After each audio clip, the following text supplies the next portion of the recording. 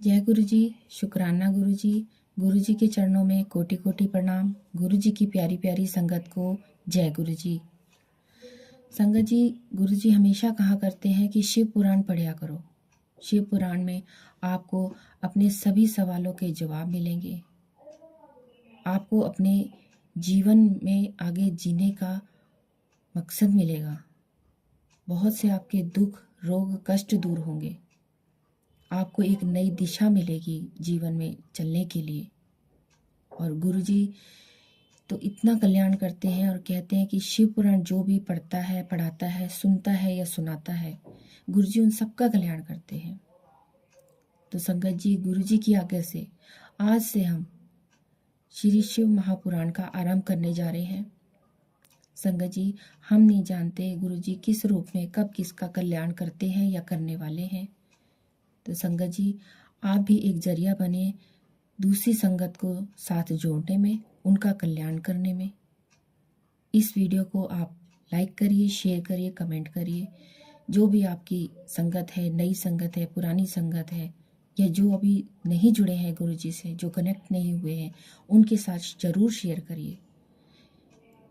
जिनके साथ आप शेयर करेंगे गुरुजी उनका तो कल्याण करेंगे ही, साथ ही में गुरुजी आपको डबल ब्लेस करेंगे, क्योंकि आपने दूसरी संगत का सोचा, उनके कल्याण के लिए सोचा। तो गुरुजी आपको कैसे भूल सकते हैं। गुरुजी ने तो आपका डबल कल्याण करना है और गुरुजी ने हर पल हर पग आपके साथ रहना है। संगत जी, अगर आप हमारे इस चैनल गुरुजी संगत पर नए हैं तो सब्सक्राइब करिए, लाइक करिए और कमेंट में लिखिए जय गुरु जी, शुक्राना गुरु जी।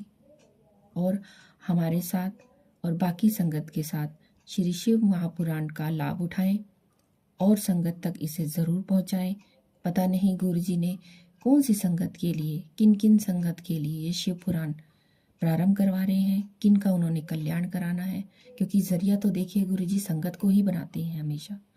तो पता नहीं कि वो कौन सी लकी संगत है जिसका गुरुजी ने कल्याण करना है, और आपका तो कल्याण है ही।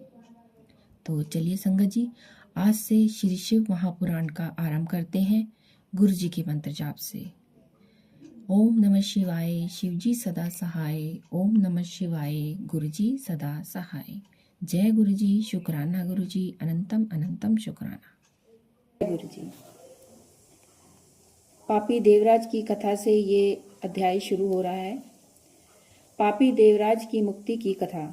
सूत जी बोले, हे श्रेष्ठ ऋषियों, जो दुराचारी, पापी, कामी एवं दुष्ट जन हों, वे भी इस कथा के द्वारा शुद्ध हो जाते हैं। लालची, मिथ्या भाषा, माता पिता को दुख देने वाले, दंभी, पाखंडी, हिंसक, पतित, द्वेषी, क्रूरात्मा, निर्दयी पुरुष भी कलयुग में इसके द्वारा पवित्र हो जाते हैं।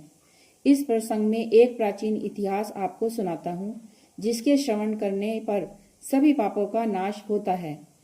किरात नगर में एक दरिद्री और दुराचारी ब्राह्मण रहता था, जो धर्म एवं देवों से विमुख था। संध्या वंदन तो क्या, वह स्नान तक भी नहीं करता था। उसने अधर्म के द्वारा बहुत सा धन इकट्ठा किया। एक बार एक तालाब पर स्नान करने गया। वहां एक शोभावती नाम की वेश्या भी आई थी। वह उसे देखकर व्याकुल हो गया। वह वेश्या भी एक धनी पुरुष को अपनी ओर आकर्षित देखकर परम प्रसन्न हुई। वे दोनों स्त्री पुरुष चिरकाल तक कामासक्त होकर विहार करते रहे। उस ब्राह्मणाधम को उसके माता पिता आदि ने बार बार समझाया, परंतु उसने उनकी एक न मानी। उस नीच ने एक दिन रात्रि में ईर्ष्या के कारण सोते हुए माता पिता तथा स्त्री को मार डाला और धन संपत्ति लेकर वेश्या को दे दी। देवयोग से वह प्रतिष्ठापुर में आया।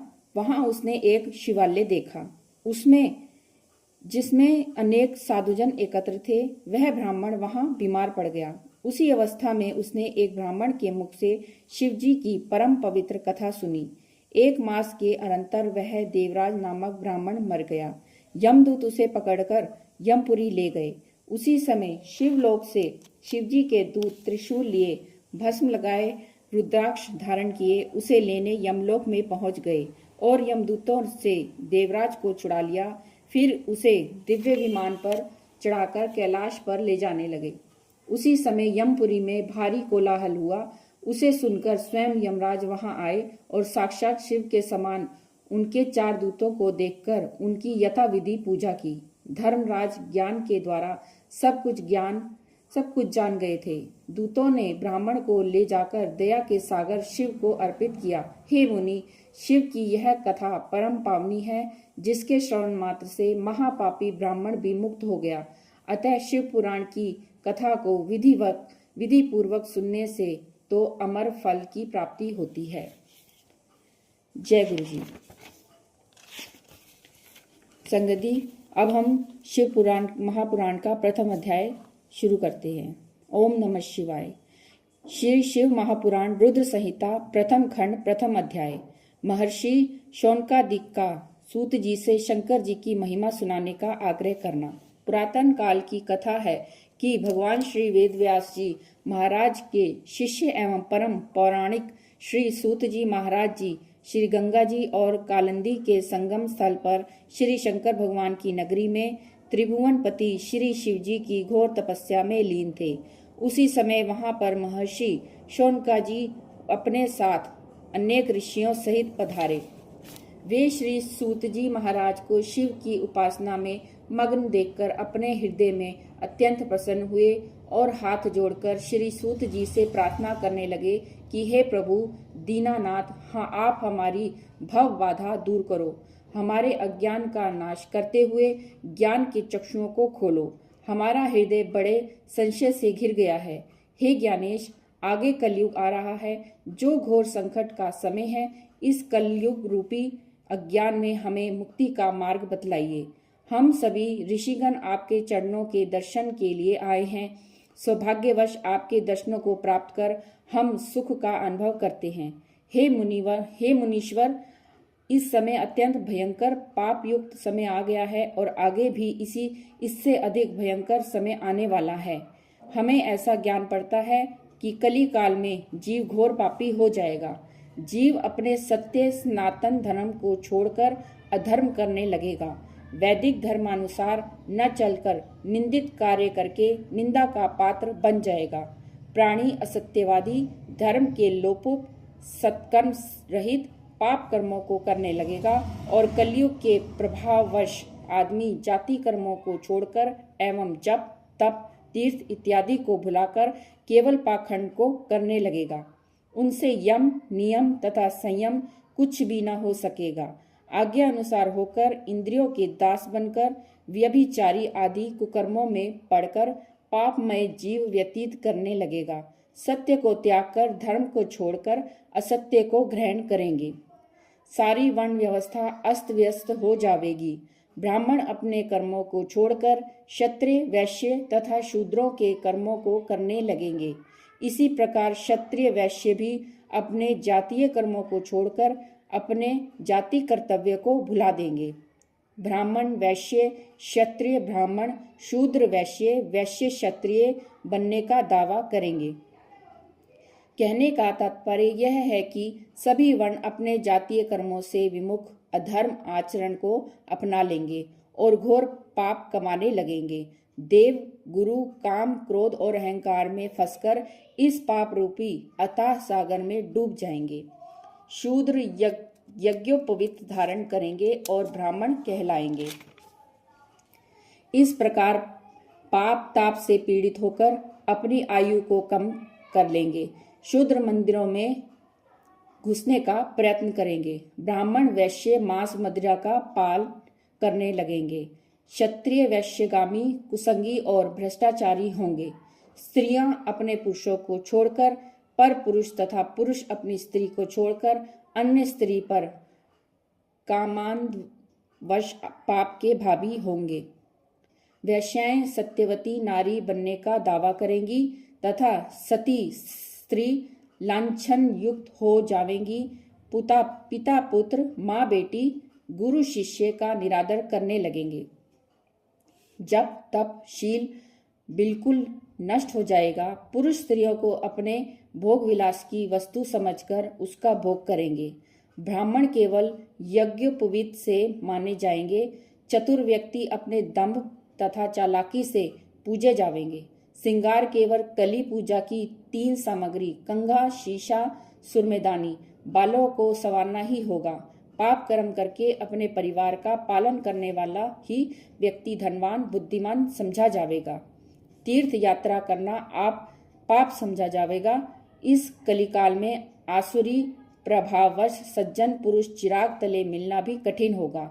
दुष्ट सज्जन, सज्जन दुष्ट समझा जाएगा। इस प्रकार हे प्रभु, कलियुग में प्राणी मात्र सद्गति को जिस प्रकार प्राप्त होंगे, इसलिए आप हमको अपने ज्ञान द्वारा हमारा मार्गदर्शन करिए, जिससे हमारा तथा सभी मनुष्यों का कल्याण होगा। हे भगवान दयालु गुरु, अपने शिष्यों से गूढ़ से भी गूढ़ भी भेद नहीं छिपाते हैं, फिर आपके समान इस संसार में कोई दूसरे का उद्धार करने वाला है भी नहीं। आप भगवान श्री वेद व्यास जी महाराज के प्रिय शिष्य हैं। आपने उनसे सभी वेद पुराणों के सार को ग्रहण किया है। सो हे ज्ञानेश, हमारे इस अज्ञान रूपी अंधकार को दूर करके इस आने वाले कलिकाल में पापमय समय से बचने के उपाय को समझाकर हमें मुक्ति के सद्मार्ग को बताएं, जिससे हम सभी जीवों का कल्याण होवे। हे प्रभु, हमारे इस संशय को दूर करो। ऋषियों की बात सुनकर परम पौराणिक श्री सूत जी महाराज अत्यंत प्रसन्न हुए और थोड़ी देर तक भगवान श्री शंकर जी के चरणों का ध्यान धरकर शौनिकादिक ऋषियों से कहने लगे, हे वत्स शौनक तथा अन्य ऋषिगण, आप धन्य हैं, जो कि आप लोगों ने त्रिलोक जीव हितकारी अति उत्तम प्रश्न मुझसे किया है। सुनो, मैं आप सबके सन्मुख भगवान श्री शंकर जी वह कथा कहूंगा, जिसके श्रवण मात्र से ही कलिकाल के वे सभी पाप नष्ट हो जावेंगे। भगवान श्री शिव का यह चरित्र परमार्थ कारक वेदांत सार है। भगवान श्री शंकर जी के चरणों में प्रीति रखने वाले कलिकाल के सभी पापों से मोक्ष पा जाता है।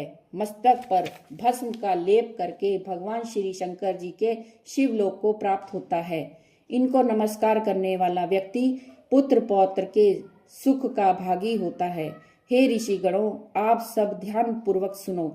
मैं आपके सन्मुख त्रिलोकपति भगवान शंकर जी की वह कथा कहता हूँ, जिसके श्रवण मात्र से ही कलिकाल की सारी व्याधा ऐसे नष्ट हो जाती है जैसे गर्म तवे पर पानी की बूंद नष्ट हो जाती है। भगवान शंकर जी का यह चरित्र कलिकाल के सभी पापों का नाश करने वाला है। भगवान शिव जी के चरणों में प्रेम करने वाला इस भूमंडल के अनेकों पापों से मुक्ति पाकर मोक्ष पा जाता है। उनका यश गान करके लाखों मनुष्यों को परम पद की प्राप्ति होती है। भगवान शंकर के भक्त ब्रह्मघात, हिंसा, मदिरापान और व्रत तोड़ने इत्यादि के पापों से विमुक्त हो जाते हैं। अतः प्रत्येक मनुष्य को चाहिए कि इस संसार को दुख का रूप जानकर भगवान श्री शंकर जी का ध्यान करें। कमल के पत्ते पर जल के समान शिव भक्तों के पास पाप फटकने भी नहीं पाते। शौनक इत्यादि ऋषिगण परम पौराणिक श्री सूत जी महाराज के ऐसे वचन सुनकर हाथ जोड़कर बैठ गए और ऋषिगणों की ओर से शौनक जी ने प्रश्न किया, हे भगवान, श्री शिव जी महाराज निर्गुण रूप कैसे हैं? वह आप हमको समझाइए कि भगवान श्री शंकर जी ने इस संसार चक्र की रचना क्यों की थी तथा वे स्वयं कैसे उत्पन्न हुए? क्या संहार अथवा प्रलय के समय भगवान शिव जी कैसे अवतार धारण करके अवतरित होते हैं? क्या कार्य करते हैं तथा वे अपने भक्तों के वश में होकर कैसे भक्तों का कल्याण करते हैं? हे भगवान, आप गुरु कृपा से भूत, भविष्य तथा वर्तमान तीनों काल के विषय में पूर्ण ज्ञानी हैं। हमारे माता पिता व गुरु आप ही हैं। इस संसार में आके आपके समान कोई दूसरा संयम आदि नियमों का पालन करने वाला नहीं है। आपके भगवान से सभी कुछ श्रवण किया है। सौभाग्यवश आपसे हमारी भेंट हो गई है। बिना सौभाग्य के आपके दर्शन दुर्लभ हैं।